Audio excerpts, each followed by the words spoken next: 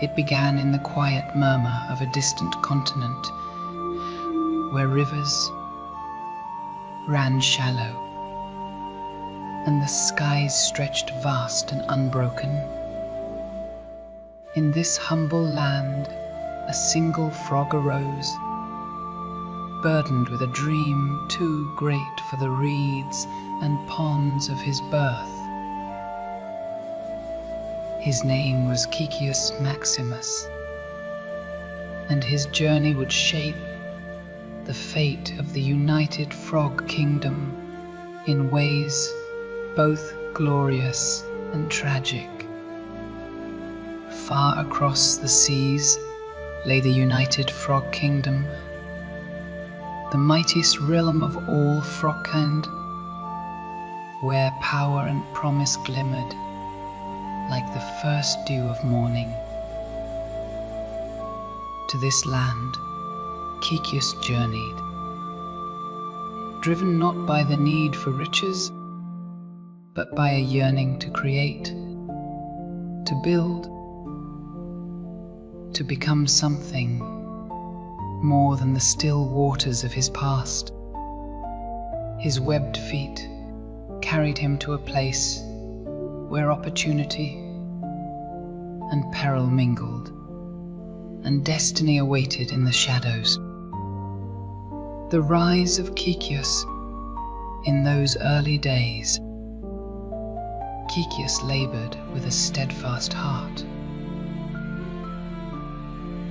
He pursued the art of amphibian engineering, mastering the craft of designing wonders that would serve frogkind. The long hours of toil and the burden of ambition forged a frog of rare resolve. When at last he leapt from the world of learning to the world of doing, he founded a small enterprise, a seed that would grow into a vast empire. Wealth and renown came swiftly, as though the currents themselves carried Kekius toward greatness. His name became a croak upon every tongue, and his achievements were hailed as the very embodiment of the Frog Kingdom's promise. He became the wealthiest of his kind, a king in all but name. Yet it was not enough. The grasp for power with his riches. Kekius turned his gaze toward the halls of influence, where the Frog King himself ruled. He spoke not as a subject, but as an equal, his counsel heeded by monarchs and ministers alike. As his reach extended, Kekius began to buy out the enterprises of his rivals, consolidating power within his webbed grasp. But power has a way of corrupting even the purest heart. The croak of ambition turned to the whisper of greed. Kekius created his own media platforms that spoke not of truth, but of his own greatness, branding dissenters, fake news, and silencing voices that dared challenge his rule. Across the ponds of the kingdom, fear and distrust rippled, like a stone cast into still water. The fall of Kekius. For a time, Kekius stood unrivaled, his empire spanning far beyond the boundaries of the united Frog Kingdom. Yet, no lily pad can float forever on turbulent waters. the frogs began to see through the web of lies spun by Kekius.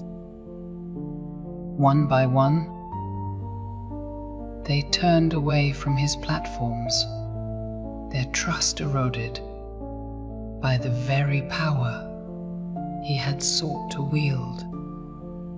The empire crumbled, its towers of influence collapsing into the muck.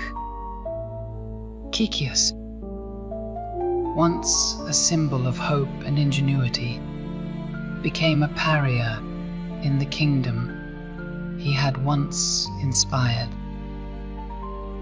Alone and broken, he was left with nothing but the echoes of his own ambition, the waters of his dreams now stilled. A warning through the ages, and so the tale of Kekius Maximus was etched into the annals of the frog kingdom, a warning to all who would seek power without restraint. He began as a frog of vision, one who leapt further than any before him. But in his rise, he forgot the weight of humility, and in his fall, he was consumed by the very currents he had sought to command. It is said that the ponds still remember Kekius Maximus,